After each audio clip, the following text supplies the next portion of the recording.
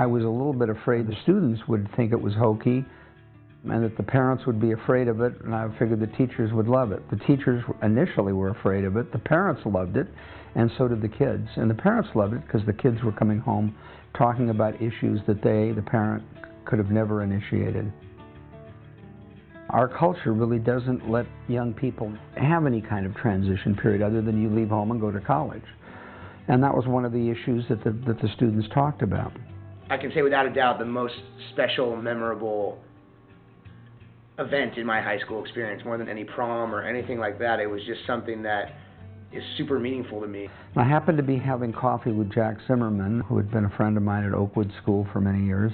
So he told me a little bit about this method called counsel. By having a talking piece, you're focusing on that person, and so everybody is respectful and quiet and listens to what that person has to say. And he said, why don't you do that at Crossroads? I said, sounds great. Would you put it in for me? He did.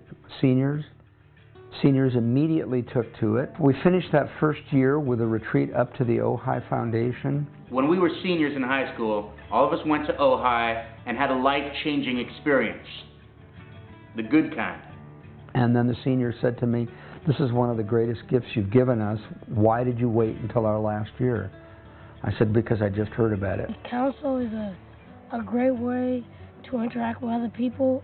So we then started moving it down throughout all the grades to the point where every child in school, kindergarten through 12th grade, now gets some version of counsel every week.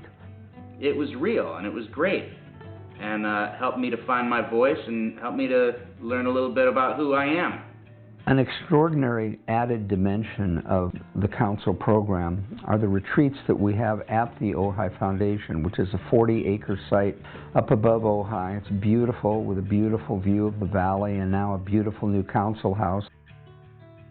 And many times we take inner city students for this 3-, 4-, 5-day retreat.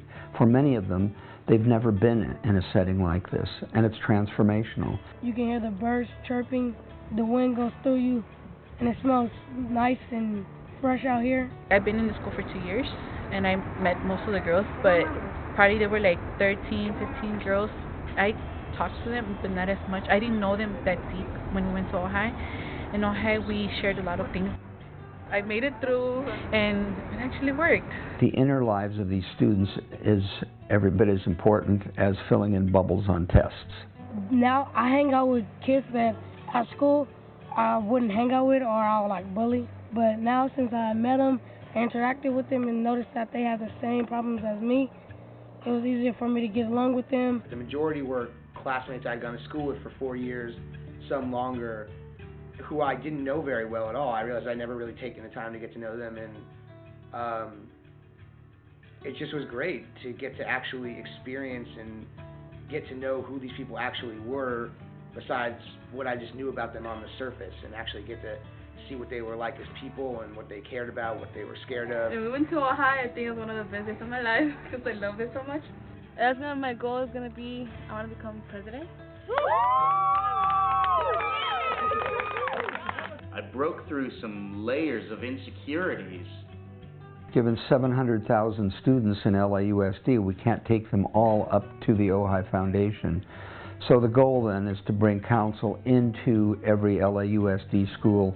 You just sort of are in awe, because if you hadn't done this counsel, you wouldn't have been able to know, like, what makes this person this person.